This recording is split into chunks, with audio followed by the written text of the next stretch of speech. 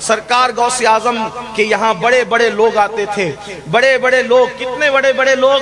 ایک مرتبہ غوث پاک بہت خوش تھے تو کسی نے کہا آج بہت خوش ہیں، فرمایا میرا ایک مرید ہے، وہ بیت المقدس میں ایک قدم پر چل کر کے میرے پاس آیا توبہ کرنے کے لیے۔ جہاں توبہ کرنے کے لیے اتنا بڑا آدمی آتا ہو ایک قدم میں چل کر، بیت المقدس سے ایک قدم میں چل کر جو بغداد آئے، وہ غوث پاک کے ہاتھ میں توبہ کرنے کے لیے تائب ہونے والا ایسا ہے تو توبہ کرانے والے کی شان کا عالم کیا ہوگا؟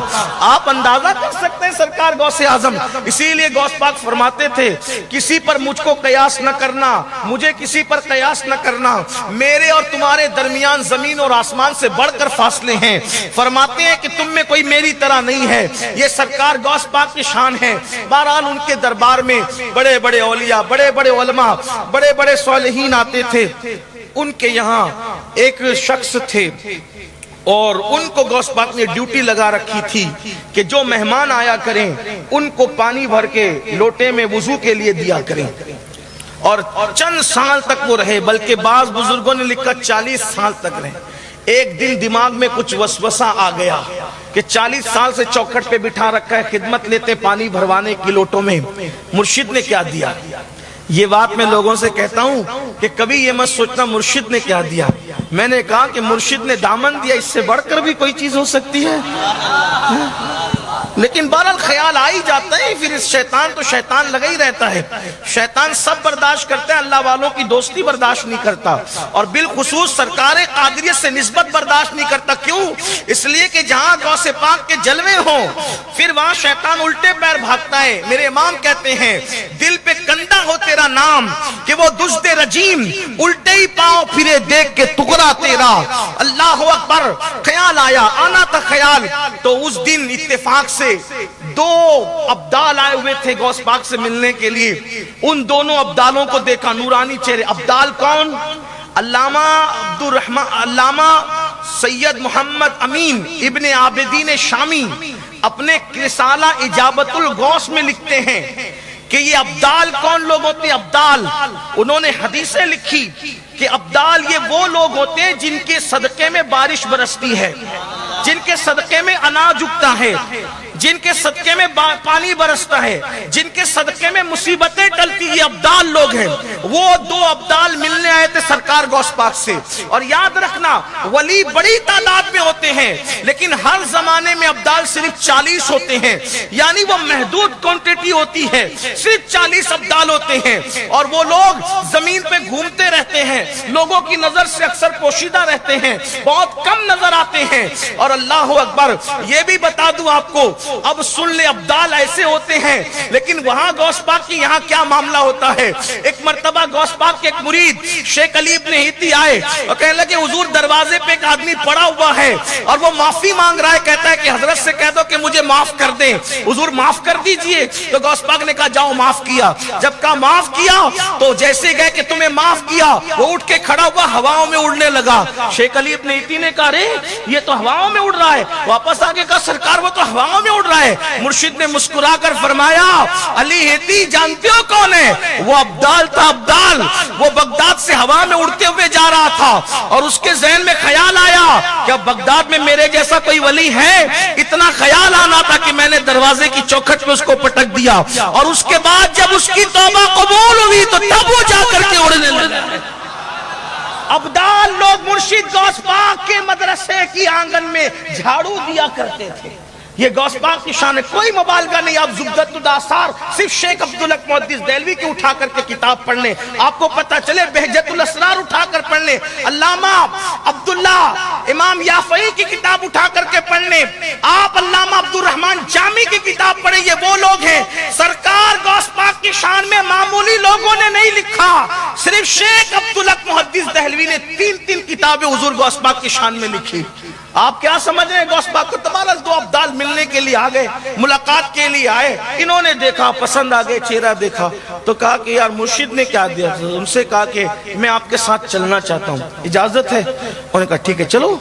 وہ ابدال تھے۔ اب وہ ابدال لوگ ایسے ہوتے ہیں دوست و دشمن سب سے پیار کرتے ہیں، بلکہ اللہ کے رسول علیہ السلام نے فرمایا ابدالیت کا مرتبہ کثرت عبادت سے نہیں ملتا لوگوں کو، بلکہ جو اپنے دلوں کو صاف رکھتے ہیں، دلوں کی صفائی کی وجہ سے، بھوکے رہنے کی وجہ سے، اور راتوں کو جگنے کی وجہ سے، اور دوست اور دشمن سے یکساں پیار کرنے کی وجہ سے اللہ ان کو یہ مرتبہ عطا کرتا ہے ابدالیت کا۔ تو پھر وہ آئے تو کہا چلنا چاہتا تھا، چلو ٹھیک ہے چلو۔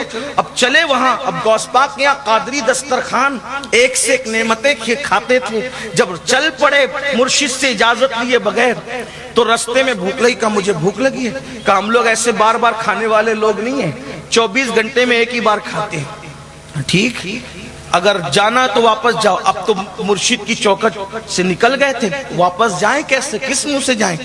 تو کہا نہیں ٹھیک ہے چلتے ہیں۔ 24 گھنٹے ہوئے تو ایک ابدال نے، بلکہ ابدال کے ایک بدل، بلکہ ورنہ یہ ایسے ہی ہو جائے گا کہ ایک اشعار پڑھ دوں تو ایک اشعار نہیں ہوتا، وہ تو ایک ہی شعر ہوتا ہے، تو ویسی لیکن بہرحال عرف میں بولتے ہیں تو میں تھوڑا سا جسارت کر رہا ہوں علماء سے معذرت کرتے ہوئے کہ ایک بدل نے جو ہے وہ اب ابدال، ہاں بدل کی جمع ابدال ہے نا، اسی لیے تو تھوڑا سا ہمارے علماء کا بھی خیال کرنا ہوتا ہے، ورنہ ایسا نہ ہو جائے کہ بھئی گفتگو کیا ہوئی اور کون آ گیا۔ ویسے میں کچھ ہوں نہیں، اپنے علماء کی جوتیاں سیدھی کرنے والا، اپنے بزرگوں کی دعائیں لینے والا، اپنا کوئی مبلغ علم نہیں، اپنی کوئی حیثیت کوئی اوقات نہیں ہے، جو کچھ ہے مرشد غوث پاک کی خیرات ہے بس، اور کچھ نہیں ہے۔ اپنا تعارف اتنا ہی ہے بس، اتنا کہ تجھ سے در سے سگ اور سگ سے ہے مجھ کو نسبت، میری گردن میں بھی ہے دور کا ڈورا تیرا، اس نشانی کے جو سگ ہیں نہیں مارے جاتے، حشر تک میرے گلے میں رہے پٹا تیرا۔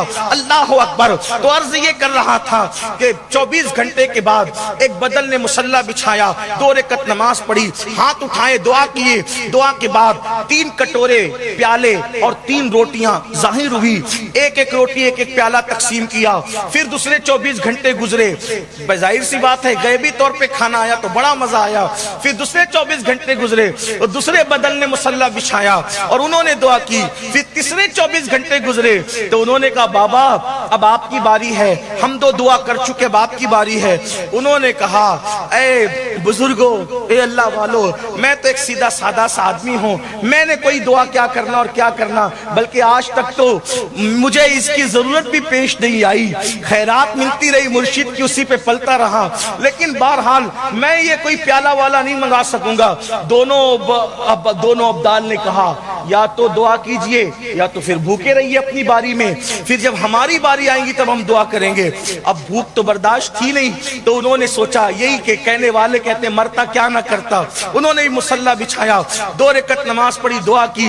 آج جب انہوں نے دعا کی بابا نے، جن کو میں اپنے لب و لہجے میں عوام کو سمجھانے کے لیے، چونکہ وہ پانی بھر کے دیتے تھے لوٹے میں وضو کے لیے، تو میں ان کو لوٹے والا بابا کہہ دیتا ہوں، تو لوٹے والے بابا نے دعا کیا تو اس دن انہوں نے دعا کی تھی تو 3 پیالے 3 روٹیاں، ایک روٹی ایک پیالہ، ایک روٹی ایک پیالہ، ایک روٹی ایک پیالہ، انہوں نے دعا کی تو 6 پیالے اور 6 روٹیاں آئی اور پھر 2 تقسیم ہوئی۔ اللہ اکبر۔ ان دونوں ابدالوں نے کہا واجی جناب آپ تو کہتے تھے ہم کچھ بھی نہیں ہے اور آپ نے دعا کی تو آپ کی دعا پر 2 روٹیاں 2 پیالے آئے، کون ہے آپ؟ کہا وہ مت پوچھو کون ہوں، لیکن قصہ تمام ہوتا ہے، میں نے تو بس دعا کر دی اور ہو گیا کام، لیکن تم لوگ جو ہو جب تم نماز پڑھ کے دعا کرتے ہو تو تمہیں جو روٹی اور پیالہ ملتا ہے کھانا تو کیسے دعا کرتے ہو؟